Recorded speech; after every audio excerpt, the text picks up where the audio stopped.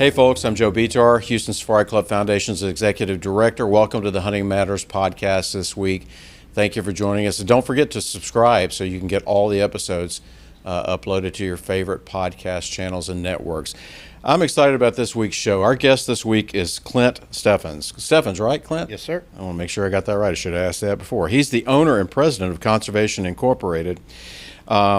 They are a Texas-based land and water development company that was founded back in 1997 by Clint. He's got over 28 years of experience in the field, and he's a leading expert in the design and construction of trophy bass lakes, quail and whitetail deer habitat, and full-scale ranch developments. He was raised in a family that was rooted in farming and ranching, and Clint over the years developed a deep respect for land at a very early age, and we're going to talk about that a little bit today. That background laid his foundation for his career in conservation and land management. And through Conservation Incorporated, he's helped landowners across Texas transform their properties from raw land into thriving habitats and world-class sporting properties. So, Clint, thank you so much for joining us today. Thank you for having me. So, when I talked to you earlier this week, you were down in South Texas working on a project, weren't you? I am. It's still going on, I guess. Yes, I'm actually. As soon as we finish here, I'm headed for George West. Back there. Yeah. What are y'all doing down there? We built about a 2.5 acre lake, and tomorrow we're going to put some bentonite in it. The soil is kind of sketchy. Yeah. So landowner wanted to take the precaution, just go ahead and do it. So the bentonite seals the bottom of the It is. the lake? It's actually volcanic ash. Okay. And they use it in drilling mud, and bentonite will actually swell to like 12 times its size. So if like you had a granule like that, it would, blow up. 12 And that's when the water hits it, it does that? Or? Yes, when it gets moisture, it expands, and that's what causes it to seal these porous soils. That's crazy. Yeah, I've heard of it. I've seen it. I didn't know exactly how it worked. Let's go back from kind of way back. Now, you grew up in a farming and ranching family. How did that shape your view of land stewardship and conservation? Well, my grandfather, was a rancher and an avid hunter, and I just remember riding around in the pasture with him a lot, and he would just talk and he'd tell you things, even at a young age. And he said, look, now I keep, half of this place, manicured, the pasture for the cows, and I keep half of it as it grows naturally for the wildlife. Mm-hmm. And, I remember that from a very young age, of him taking care of, both aspects, as if it were all just, the kind of the same thing. Yeah. So just different approaches. Yeah. And then my dad was a rice farmer. Okay. We actually farmed Cinco Ranch. That's what it was called before it was Cinco Ranch. Really? And so I know a little bit about dirt and water. Yeah. Growing up in the rice field, and you learn a lot. Yeah.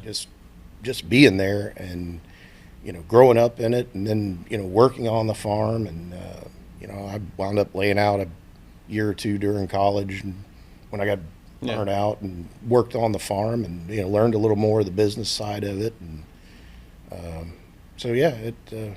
that really ties into what I do nowadays. It's really helped me, right, as opposed to other guys who may have gotten into construction, and you kind of go off a different. Things are different when you work in. You have a set of plans. You have to follow code. A lot of the stuff we do is kind of on the fly. Yeah. We have like if we're building a lake, we have a design. We know what we can do with the topography, mm-hmm, and we're strangled by the topography.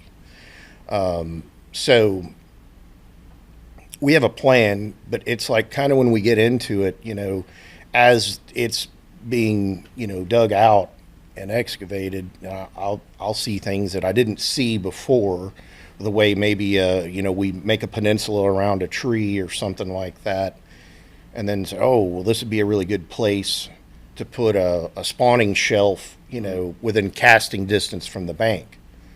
and it creates a lot of diversity, to the bottom of the lake, and spawning beds. Different fish kind of spawn at different depths. Right.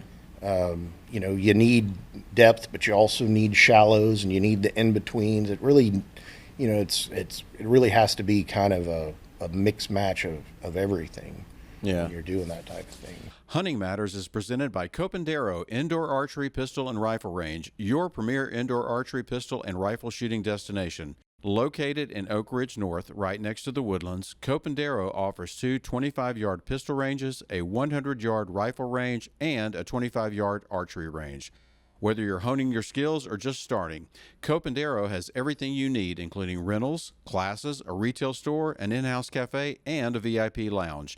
Join Copandero today for an unmatched shooting experience. To learn more, go to copandero.com. So that makes me, I have a lot of questions. Rice farming. I grew up in Louisiana. I didn't grow up on a farm, but rice farming obviously was huge, and it continues to be in Louisiana. It's so frustrating to me. The many years I've lived in Texas is that the rice farming seems to have gone away, especially with urban sprawl, and the ducks are gone, and the geese are gone, and all that. I mean, what are we going to do about that? Man, it's I grew up in Katy when it was just some rice dryers downtown, and everything around it was all rice fields. Yeah, goose hunting capital of the world. Yes, and it's like we live out in Austin County now, and I can't stand to drive back this direction just because I'd see all that and go, it's just it's crazy. Yeah. All the ducks have shifted, and they don't come there. Well, there's no place for them to land, for one thing, but the numbers are changing just to the west of us. It's like our whole area is getting skipped. Yeah, it is. Yeah, you're seeing coastal ducks and things like that, but yeah, it's not puzzling me. I kind of understand the why. It's just kind of frustrating because I grew up duck hunting, and you can't just shoot over there where Katy High School is now and lay out in the field anymore. I remember laying in a field where that school used to be, years ago, and just throwing out a spread and just goose hunting all day. But it's changed a lot. We had recently, my wife wanted to get the yard re-landscaped, and so the guy came out and flew drones around and did a 3D imagery and everything of what the yard would look like. You guys are having to manicure and restructure and revitalize these areas. Do you guys use drones? I use drones for kind of before and afters. Our website will show a lot of drone footage on our reel. We're fixing to add a new one. I just downloaded a whole bunch of stuff that I had on the drone that I'd forgotten that I'd taken. And I've got some more stuff coming that will be coming real soon. I've seen the drones with the LiDAR that give you this incredible total picture of what you're working with. Elevation changes, the elevations underneath the cover, which, I guess probably about 8 to 10 years ago, I bought a GPS system that most construction outfits use, for their equipment. Mm-hmm. And I'd bought it more, to do, I don't have to set up a laser and try to find a straight line to shoot elevations where this dam is going to go. But I found out that at that point, if there were any trees around or anything like that, I couldn't get signal. Right. But I went to a class where they have these drones that shoot, all of this imagery, which would make my bidding process so much faster and easier. The only other problem with it is that means I have to learn how to use a computer a lot better than I do now. I'm kind of still struggling with CC and BCC. Right. Maybe you should hire a kid to do it. Yeah, I do. It's like I think we're going to have to do something like that. Yeah. So. Yeah. Sometimes the younger generation is better than we are in some of those areas. You deal with a lot of landowners. Are you seeing, or have you seen a shift from, the old days, well, we got to go out and fly a helicopter survey and see how many animals we got on the property. Are they shifting pretty heavily towards drones now, or is it a mix? I haven't seen drone stuff happening or that I know of. Yeah. I kind of get my statistics from the ranchers of okay, after we did this, what and a lot of them still rely on the helicopters. Yeah. I was wondering, because I know we both know helicopter fuel's not expensive in pilot time. Yes. Right? Or it's not inexpensive, and the pilot time isn't either. So you've started Conservation Incorporated, your company, back in 1997? Yes, sir. Okay. How's that? First of all, what inspired you to start it, and how has it evolved over the years? I had been working for a construction company. I actually took the job. I was managing a feed store, and wasn't what I enjoyed Trying doing. to figure out where you want to be. Yeah. So I was looking for something, and I bumped into a friend of mine, and he was working with this outfit, and he goes, "Man, why while you're looking for something, why don't you just come run a machine for us?" So I went and I started running a machine, and then I actually went from the, what would be considered a mulcher. They called it a wood gator. I transitioned over to the dozer crew and realized real fast that you just don't jump on a dozer and go blade dirt or go knock something down without either making it look like a motocross track, right, or a destruction, atomic bomb went off. Yeah. There's a lot of skill involved. So it took me a while to really get it down. And then I wound up, after being with them for 2 years, my dad owned his own farm. So I kind of grew up as the boss's son, and it was kind of a natural transition that I was going to do something for myself. And I just decided one day, I was like, man, if you're going to do it, now's the time. Yeah. So started out with one little dozer and me and a gooseneck trailer, and here we are. So now, that's this many years forward, how has it evolved over those years? As far as, have you expanded operations or approaches or people and all that stuff? I've expanded. I'm not a big company at all. I'm Right. a very mom and pop shop. The people that work with me are I treat them like family and expect the same from them. I'm a very hands-on. This is my product, and when it goes out, I want it to be the best. So it's not like I show up and you say, "Okay, guys, go do this," and then send the customer a bill, and they're like, "Well, what about?" And I've never looked at it. I'm usually, on the job or checking in on the job every couple of days. Right. Right. So, we've done some work where we had up to 15 guys working at one time, and I'm kind of back down to about 3 right now. Mm-hmm. And we downsized a little bit at the end of last year, and it's really turned out a lot better, a lot less stress on me, and it seems like we get a lot more done. Yeah. Yeah. I can see that. What's, obviously you talked about, growing up and riding around with your granddad and that sort of thing, and that has kind of formed and influenced your approach to land management. What's your own personal philosophy when you get a call? So I were to call you up and go, "Hey, listen, I want to build up habitat," and not really the details of what all you guys have to do, but when you look at a property and somebody says, "This is what I want to do," what's your personal approach or philosophy to managing that land, not only for the person based on what they want, but also for the wildlife, whether it's water or on the land? How do you kind of look at that and go, okay, this is what I envision? Well, we look at, I look at every job. I ask the customer, what is their goal? Mm-hmm. What is it do they want? Do they want focus on one type, improving one type of habitat over another.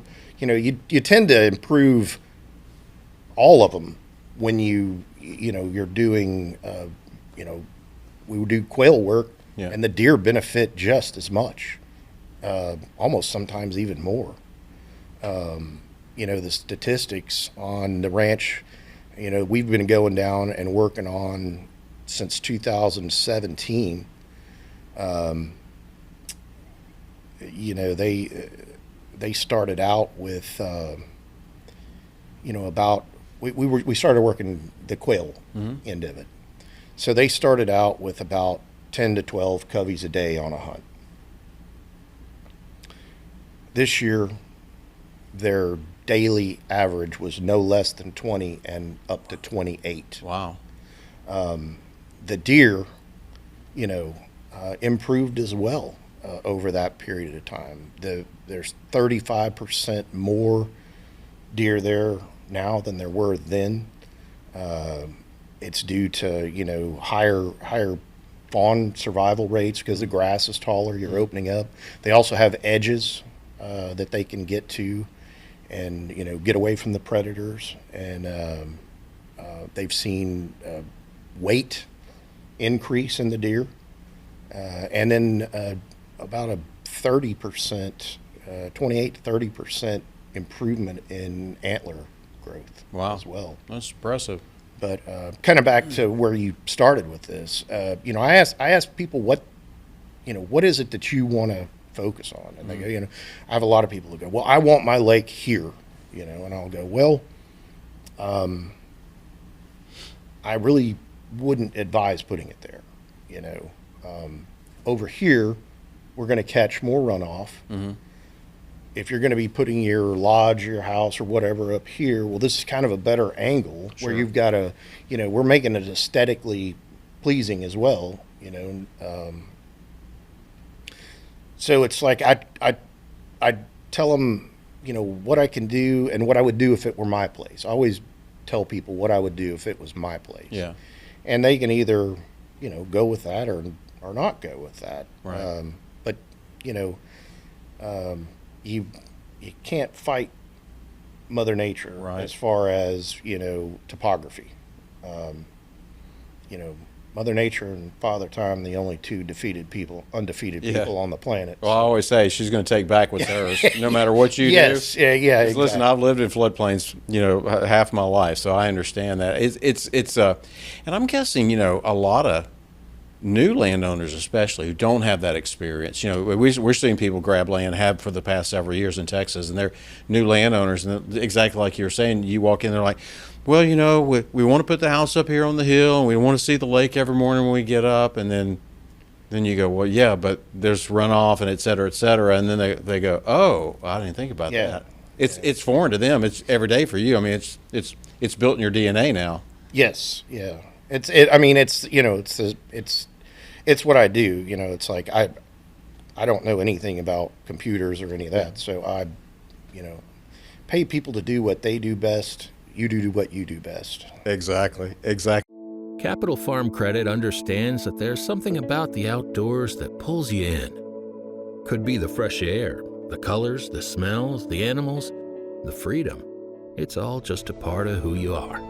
And with our recreational land loans, you can purchase land for whatever outdoor pursuit you please. That way, the outdoors won't just be in your soul, it'll also be in your name. To learn more, visit capitalfarmcredit.com. Together, we're better. Have you guys ever, have you set up properties to enhance their turkey habitat? I've never really done anything specific to turkeys.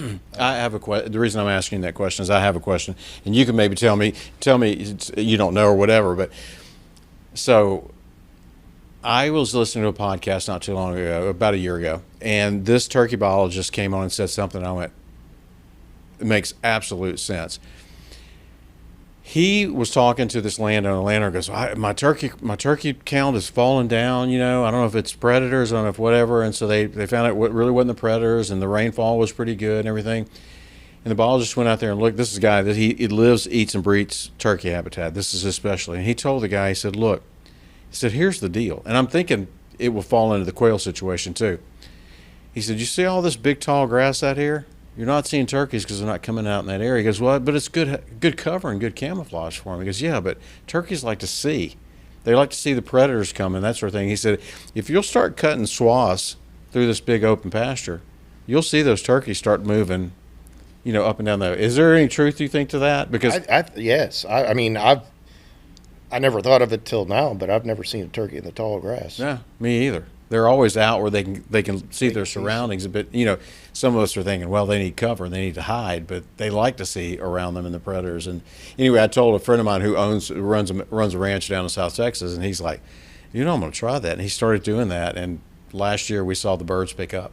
They were always there probably, but they were hiding. They weren't out in the areas we were hunting because we were over these big areas with this tall. Oh, look, we had all this rain in the spring, and then but no birds. So it's edges. Edges work for all types of wildlife. It's I always tell people, they eat out here, they hide in there. Yeah. Yeah. And so having those edges are very important. Yeah. Yeah, I want to continue our conversation on land management too, but I'm kind of curious because I've never had one. What all goes into, or what does it take to build build it and maintain a trophy bass lake? Having the right spot, really having a source of good clay. You can seal them with bentonite, as we talked earlier.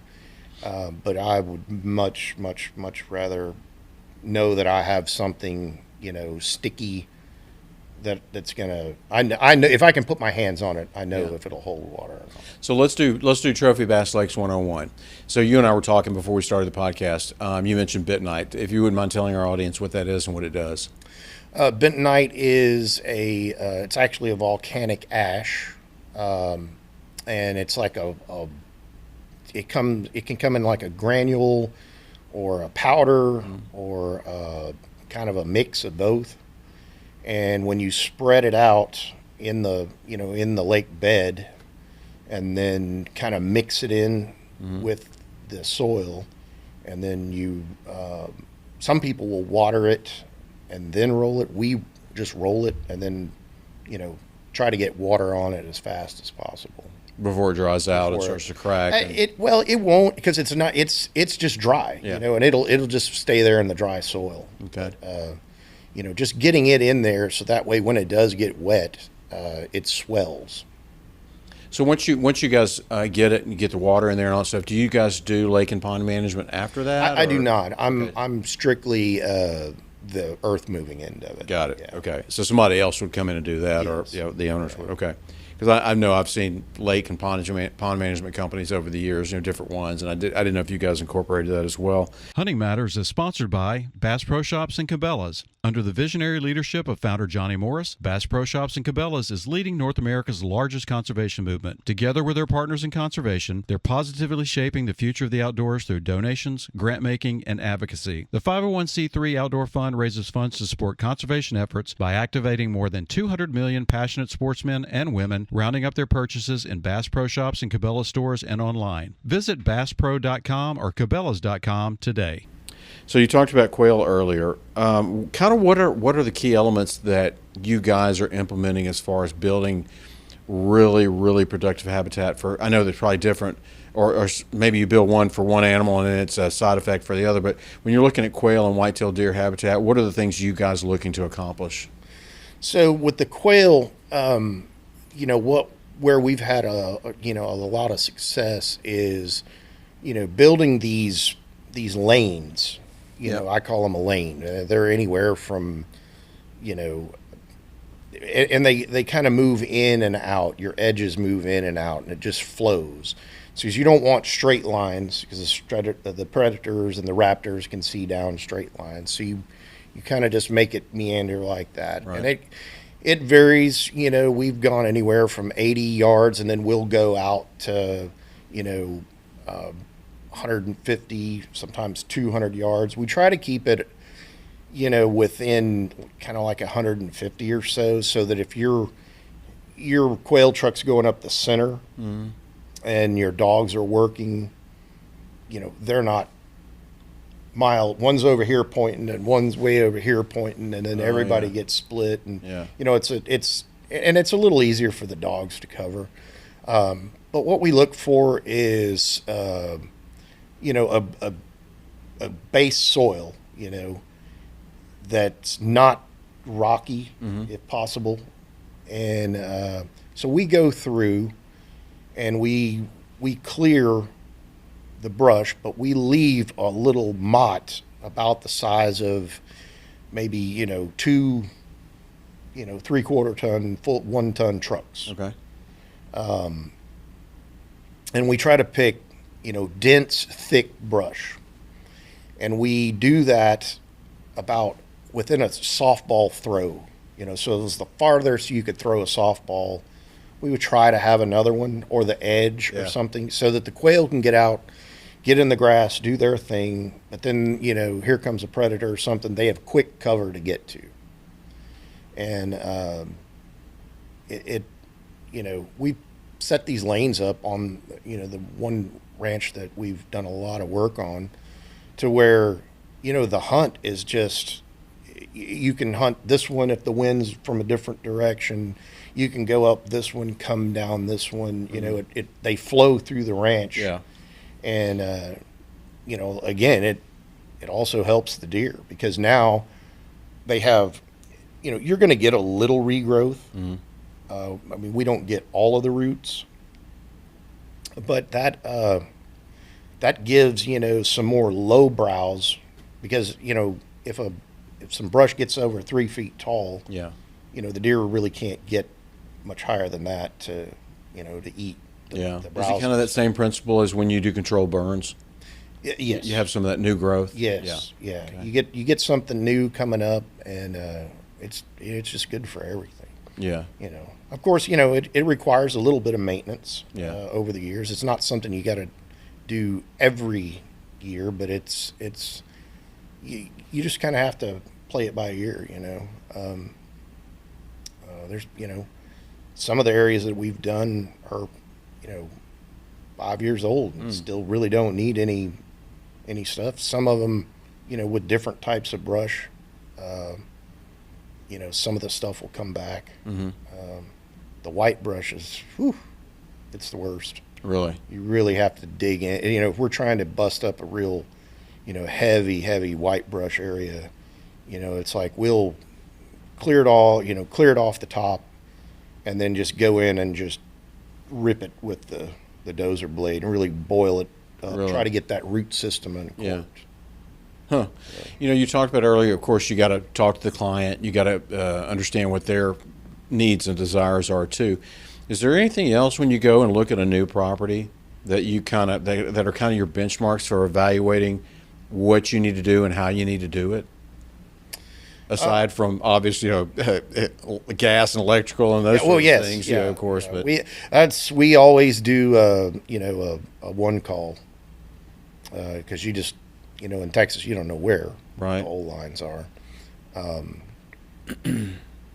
So I look at the watershed a lot. The watershed will tell you probably where some of your better soil is. If you've got hilly areas, it'll tell you, you can read the signs to see what floods and what doesn't. And then another thing is this is kind of a myth, and a lot of not saying all of them, but some of the county type agencies are, they'll say, well, if you're going to have this size lake, you've got to have X amount of acres of watershed. Yeah. No, it's all about how fast the water. That's a formula gets there. that they've got. It's like what's the old weight standards for the U.S. population? Where it's based in 1964. Well, I'm obese, way off the charts. Yeah. I should have been dead a long time ago. According Exactly. to that. But you know, just for instance, we did about a 3-acre lake out west of town, and the property was just, oh man, it was just like almost like a V. And they really didn't have more than about maybe 20 acres of watershed, but everything came to the center of the property, and it was such a, you know, a pretty, it was about a 60-acre or 70-acre tract, and it just came to the center of the property and then went even, so it pitched like this and like this. And they really wanted a bigger lake, and I said, you can do it. And they said, well, they're telling us we can't. And I said, well, I'm looking at the signs here, and there's drift this deep, you know, in the brush in the bottom of this ravine. And you know, sure enough, the first, you know, 5-inch rain, that thing was totally full, and it was a big 3 acres. Yeah. A lot of volume. So when you build a new lake, I guess it varies by the property. And again, I'm asking you these questions from an uninformed standpoint. So the lake's ready, it's built, everything. Do you guys fill it? Is there a supply usually that you fill it from, or you wait for rainfall? Or Most of us wait. If I could fill it, I would. We'd be conducting this in my villa in Costa Rica. If I could make it rain, which usually I can. If I start a lake project and It's I'm gonna about rain. halfway through, Yeah. it's Yeah. yeah. just like these roofers. So, but yeah, it just depends on, you know, if it's set up to where it catches, you know, we try to set them all up to where they catch as much runoff as possible. Okay. So we'll, you know, say we build a dam like this, and then we've got, you know, elevations coming down. We can run, you know, like a catch ditch out from the end of the dam to where nothing would go past that Right. and go into, you know, it would come to the lake, and then after the lake's full, it goes out the spillway. Okay. Got it. Hunting Matters is presented by DEA Ranch. Are you looking for the ultimate South Texas hunting experience? Then look no further than DEA Ranch. DEA Ranch offers some of the best whitetail and exotic game hunts in South Texas year-round. Whether you're looking to fill your freezer or put that next hunting memory on the wall, their professional guides are focused on ensuring each client has a memorable and exciting hunting experience. DEA Ranch offers guided hunts, professional staff, chef-prepared meals, trophy preparation, and more. To learn more, go to dearanch.com. That's dearanch.com. I know you've done a lot of them. Can you think of one project that was more challenging than the rest, and how did you defeat it? Oh, I know they're all a challenge, but because you never know what to expect in nature.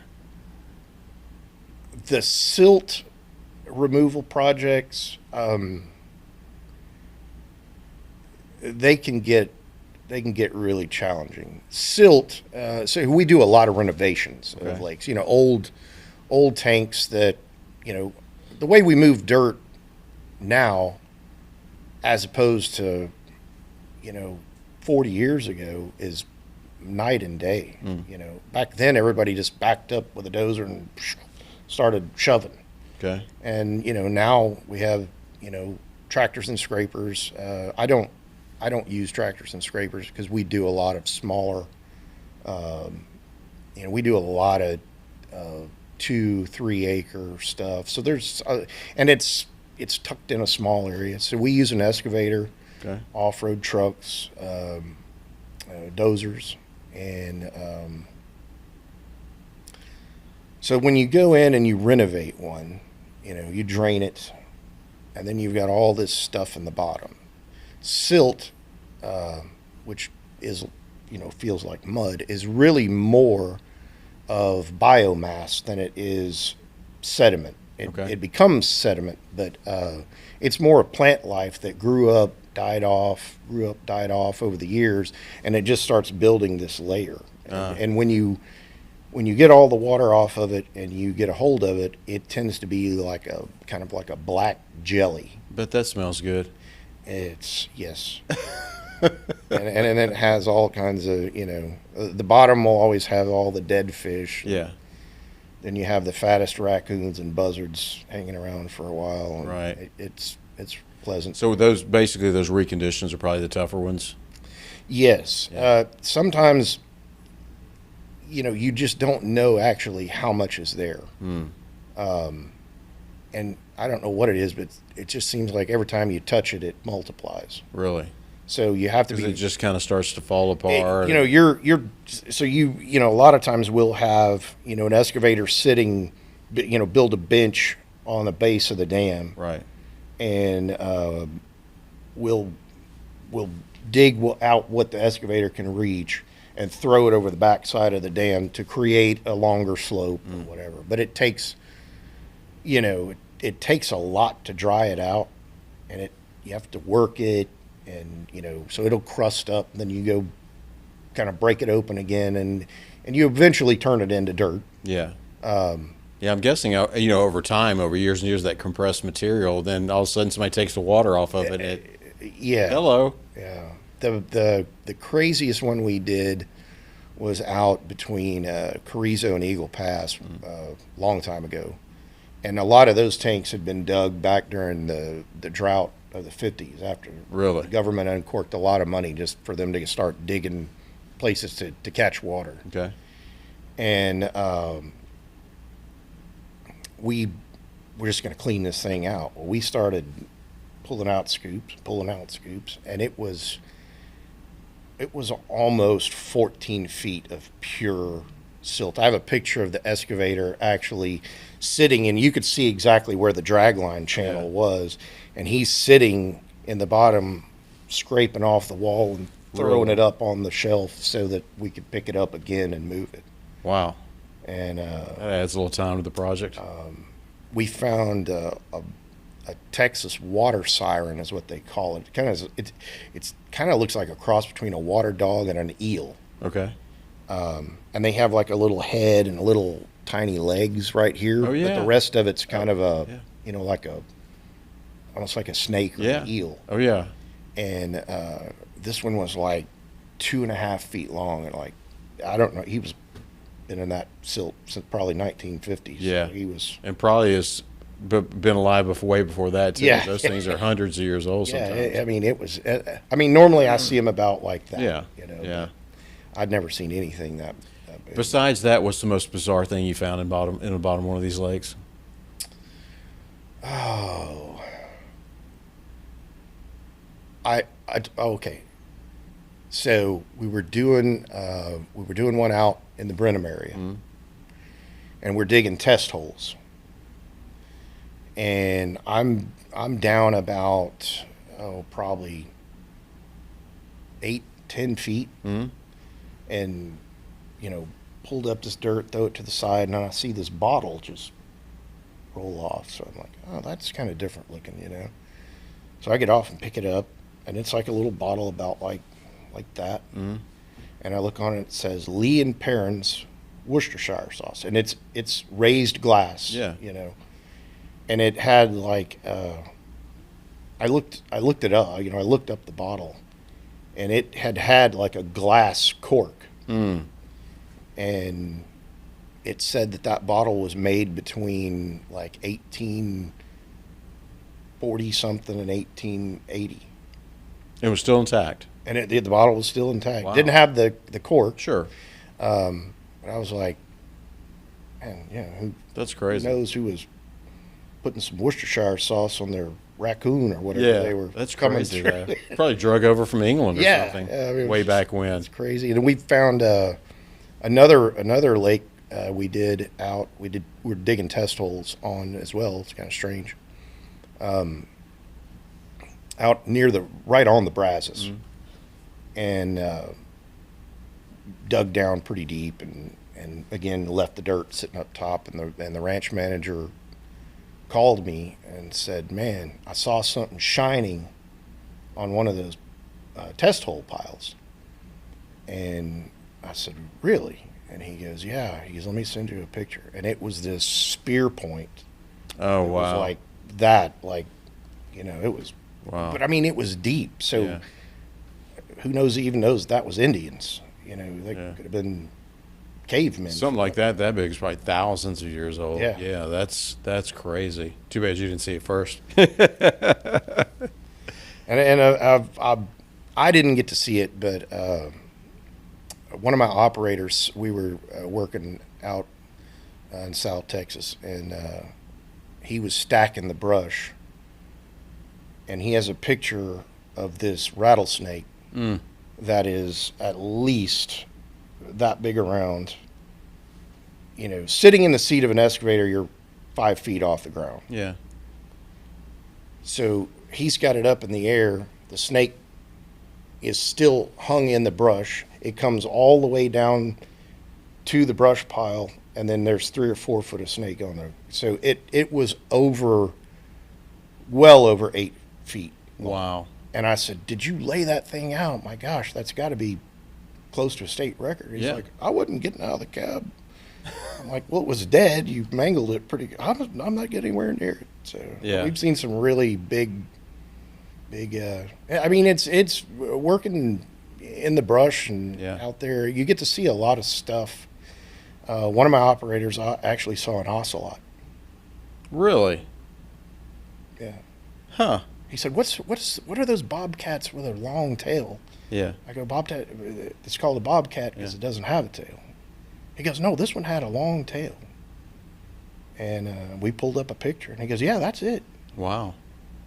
Wow. Yeah, because they have very limited range. Mhm. That's crazy. That's bizarre. Yeah, I just can't imagine. Just out hunting, I see stuff. I'm like, wow, that's really cool. I never thought I'd see that. I can't imagine what you guys see out there working all day long and sitting on that equipment. It's probably all kind of cool stuff you guys run into.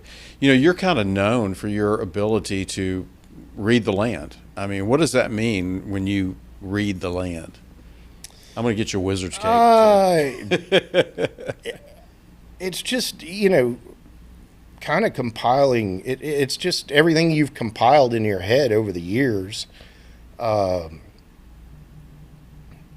the things you've learned, the easy way, the hard way, and then noticing that in what you're looking at, and just go, okay, if this was mine, I would want my lake over here, my lodge up here, my barn over here, that type of thing. Or, man, look at the way the soil changes coming down this slope, and then we've got a big kind of low area with a arroyo going through it, and then we put a quail lane on either side of that arroyo, because the dirt kind of close to the bottom of that is going to be really good for growing grass. There's just a lot that goes into it. Yeah. And I'm sure you have to look at it from not only from a biology standpoint, but also from a hydrology standpoint, especially if you're doing mixed use type stuff where you got to go, okay, well, I got the land and I got the water. Now, how do I make them all work together? I'm sure that's a big factor, isn't it? It is. I've visited with a lot of people that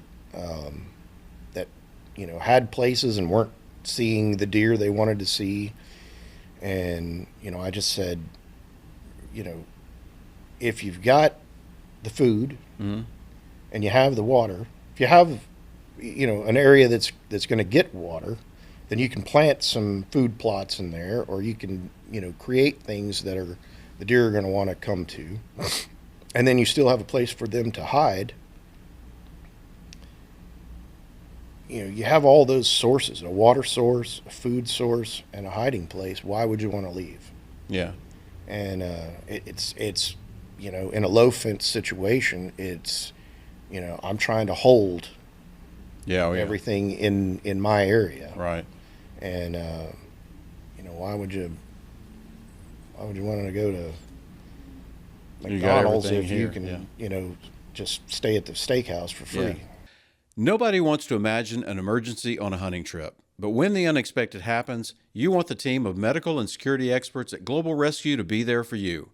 Global Rescue Operations Centers are staffed by experienced personnel, and you'll always speak to an expert on the first call. Global Rescue provides unparalleled capabilities to transport members to the hospital of their choice, not just the closest. So trade what-ifs for peace of mind with convenient travel services designed for the unexpected. Learn more at globalrescue.com/hunting matters. You know, you mentioned that. I know there's a couple of ranches I've been on several times over the years, and that's exactly what they have. They're low fence ranches. One's a smaller ranch, one's 28,000 acres, but that's what they do. They've got the water and the habitat and supplemental feeding, and you know, the guy next to him was like, "I don't understand why I don't ever see the deer that you got." Well, that's why, right? That's right. I mean, yeah, they don't have to go anywhere else. Having you know, the natural things that they want to eat, Right. the, you know, protein, the cottonseed. Man, I mean, the ranches that I've seen that use the cottonseed and then also supplement with like like a spring summertime food plot, like a Lab or Lab Plus. Yeah. The deer are just 20 times Right. better, Yeah. you know, all around. Yeah. And they hold Yeah. deer, you know. Are you seeing more and more people use cottonseed? I know that was Yes. got kicked off a few years back, and there was some skepticism, and of course there was the rumor that cottonseed is going to make your deer sterile. You know, that went around for a couple of years too. I can tell you that it doesn't. I don't have any scientific proof, but I Right. have ocular proof. Right. You know, there a couple of those places down there that we've been on, you know, that, you know, barely a 2,000 acre place, and they're sometimes are feeding, you know, 2,000 pounds a week. Really. I mean, they're just, sometimes they hit it really hard and they just go crazy on it. Sometimes they'll go to the sack protein. Yeah. You know. But you know, we did one deal out here in Colorado County where it was old mining property, and we did a lot of lake work on that, and we did a lot of, you know, helping the ranch owner get the deer. The deer were way overpopulated. There was just deer everywhere, and there weren't hardly any bucks per se. It was spikes and 3 and 4 pointers and all of that. And so we went in, we put in, you know, some food plots and stuff. But man, the year that well, first of all, we learned that doing that summer food plot, you have to plant. We didn't know this first year, but you have to plant enough of it that they can't out eat it. And I'm not, you know, the world's greatest expert on this part of the things, but I just noticed that it didn't matter what time of the day there were deer out in that. You know, when we got it planted the second year, where they couldn't out eat it. Yeah. And they saw really like the deer's antler growth skip a year. What would have been normal for that area just kind of went from, you know, this to this. Yeah. You know, and you know the deer aren't big out there. Sure. But it was very.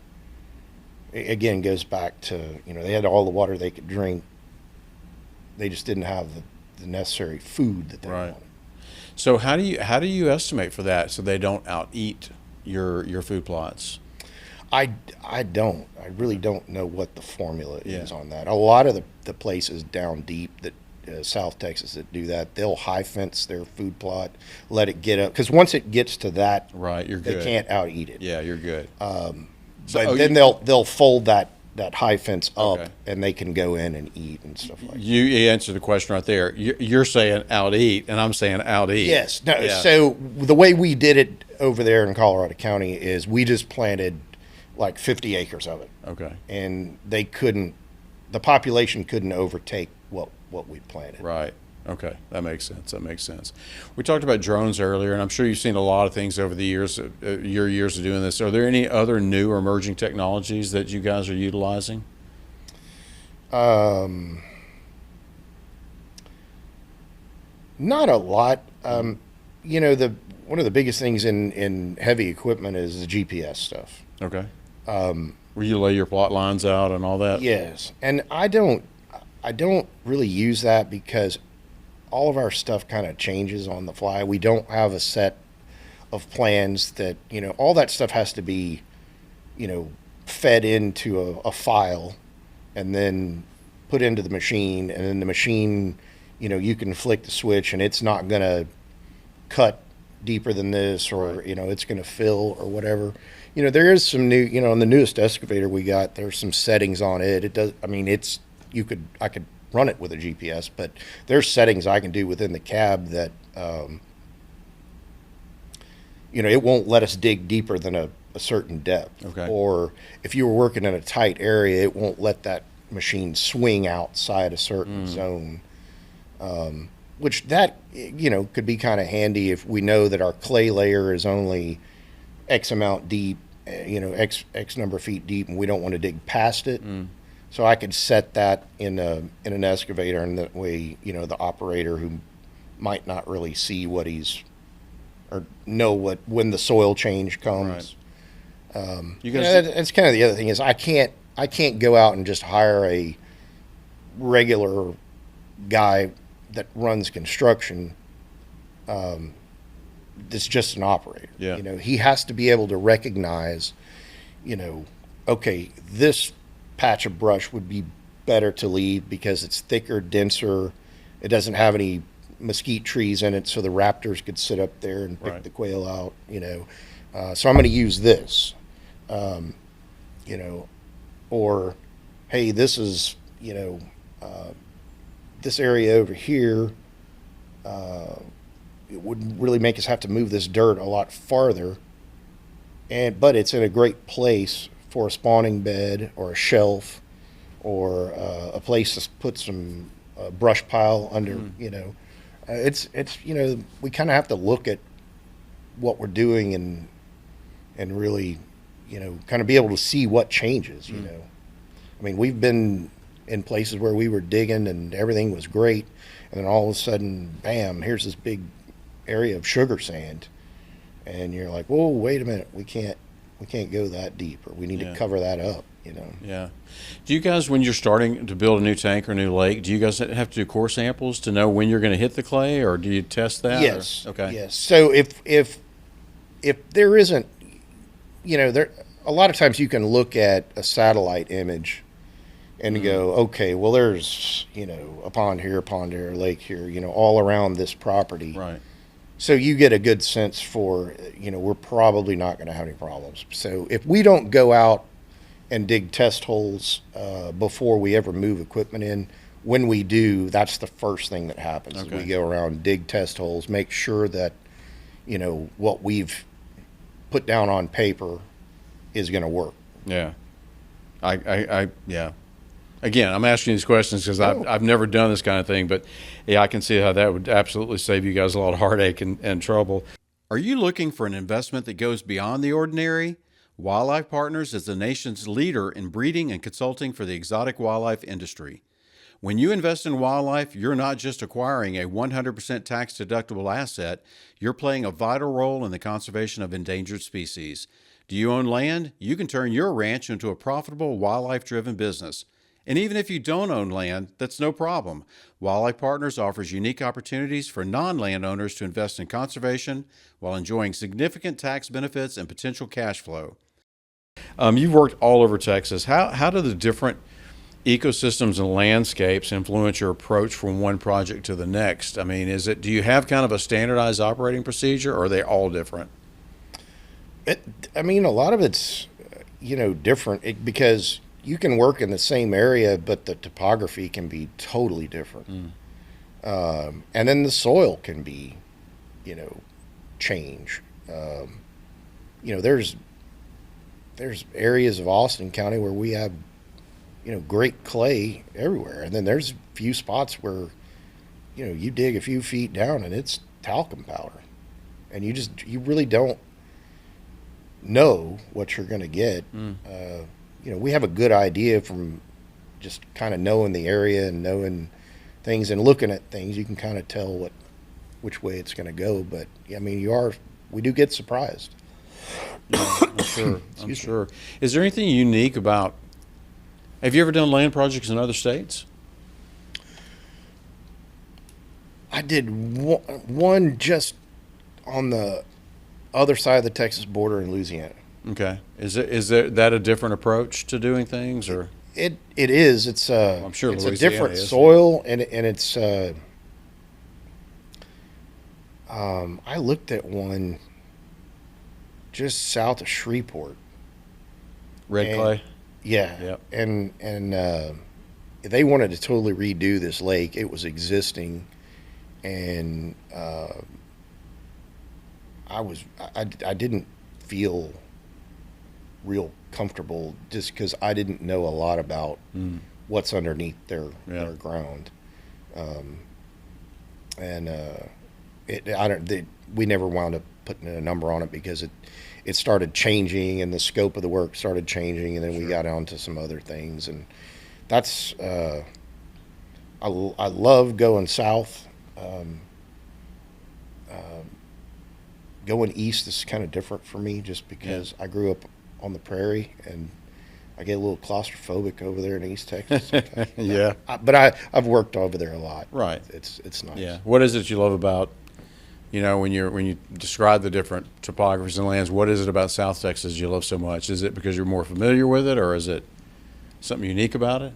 I'm familiar with it, and it's kind of, you just don't know what you're going to see. You don't know what's going to pop out of the brush. Ocelots. Yeah. From snakes to ocelots to actually the only time I've ever seen a mountain lion was down here south of Houston, near Danavang. More really.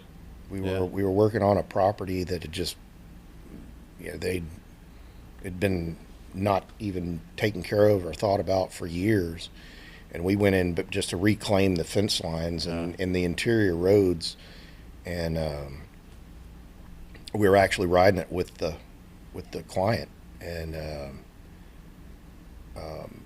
we kind of went over this canal, and I just kind of looked back and I saw this thing way down there kind of trotting, and I went, wow, maybe somebody lost a hog dog or something. So I took off on my four-wheeler down that way, and the closer I got, I kept going, man, that's just weird. It's just kind of a weird gait. Yeah. And then all of a sudden he turned, and he had those little crimped ears and that big long tail. And I mean, I was 15, 20 yards from him at that point. Wow. And he just kind of trotted off into the brush, and I just kind of sat there like, did this just happen? Did I really just see this? Yeah.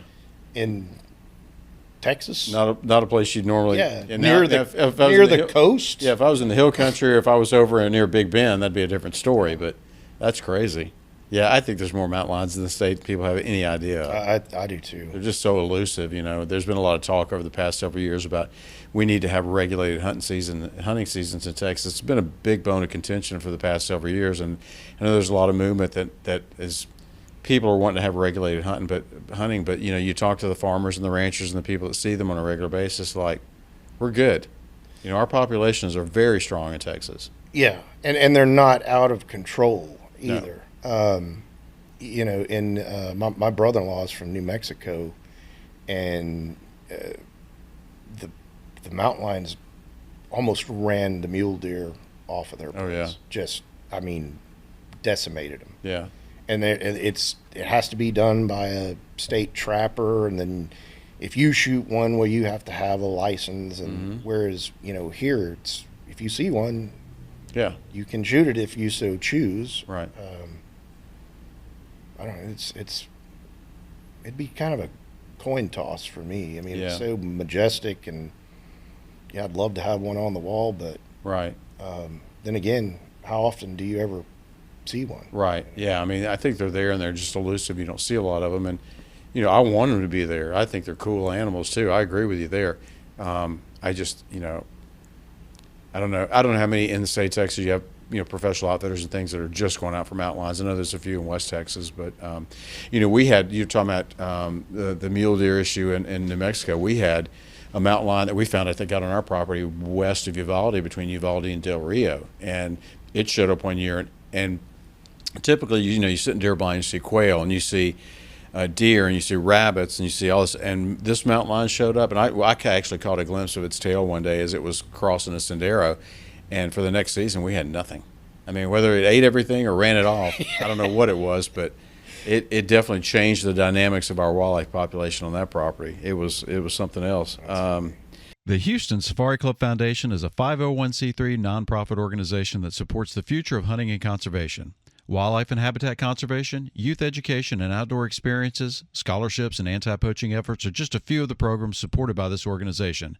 Monthly events, an annual convention, award-winning publications, networking opportunities, and valuable resources for hunting knowledge are just a few of the benefits of being a member of Houston Safari Club Foundation. If you're searching for a group of people dedicated to protecting the future of hunting, look no further. Join Houston Safari Club Foundation today at wehuntwegive.org or call 713-623-8844.